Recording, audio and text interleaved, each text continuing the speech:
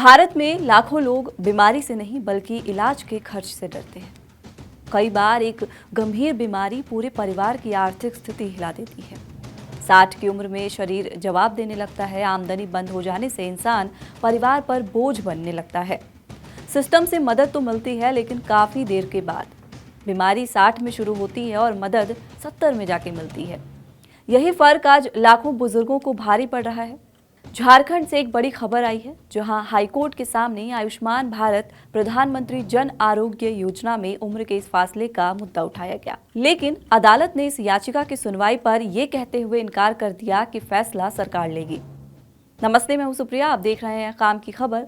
आज बात होगी हाईकोर्ट ने योजना में बुजुर्गों की उम्र सीमा कम करने पर क्या कहा, आयुष्मान भारत प्रधानमंत्री जन आरोग्य योजना में बुजुर्गों के लिए क्या सुविधा है, और घर बैठे अपने परिवार को इस योजना से आप कैसे जोड़ सकते हैं।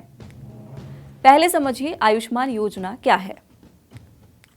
आयुष्मान भारत प्रधानमंत्री जन आरोग्य योजना भारत की सबसे बड़ी हेल्थ स्कीम है। इसमें 5 लाख रुपए तक का मुफ्त इलाज मिलता है।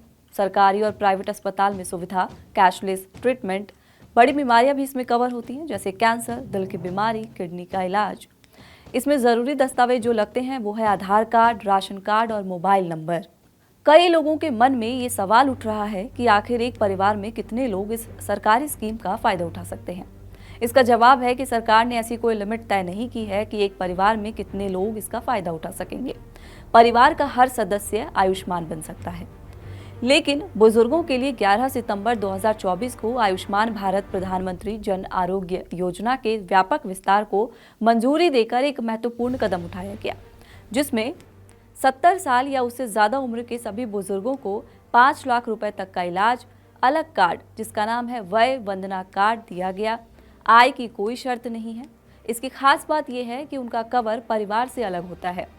ABPMJY योजना के तहत पहले से ही कवर किए गए परिवारों के वरिष्ठ नागरिकों को हर साल 5 लाख रुपए तक का अतिरिक्त कवरेज मिलेगा। ये कवरेज केवल उनके लिए होगा और उन्हें इसे 70 साल से कम उम्र के दूसरे परिवार के सदस्यों के साथ साझा नहीं करना होगा। वरिष्ठ नागरिक जो पहले से ही केंद्रीय सरकारी स्वास्थ्य योजना, पूर्व सैनिक अंशदायी स्वास्थ्य योजना या आयुष्मान केंद्रीय सशस्त्र पुलिस बल जैसी अन्य सार्वजनिक स्वास्थ्य बीमा योजनाओं से लाभान्वित हो रहे हैं, उनके पास अपनी इस योजना को जारी रखने या ABPMJY योजना का विकल्प चुनने का ऑप्शन है। अब सबसे बड़ी दिक्कत यही है कि 60 से 70 साल के लोग इस योजना से बाहर हैं। ये वही उम्र है जहां बीमारी शुरू होती है, खर्च बढ़ता है और कमाई कम हो जाती है, लेकिन स्कीम का फायदा नहीं मिलता। याचिका में कहा गया था कि 60 से ज्यादा उम्र के लोग भी उतने ही बीमार होते हैं, उन्हें भी हेल्थ कवर मिलना चाहिए। 70 साल तक का इंतजार करना गलत है, लेकिन कोर्ट ने इस मामले में कोई दखल नहीं दिया। लेकिन अगर आपके घर में कोई बुजुर्ग है या आप अपने परिवार में किसी का नाम जोड़ना चाहते हैं, तो समझिए कि आयुष्मान कार्ड के लिए आप घर बैठे कैसे अप्लाई कर सकते हैं।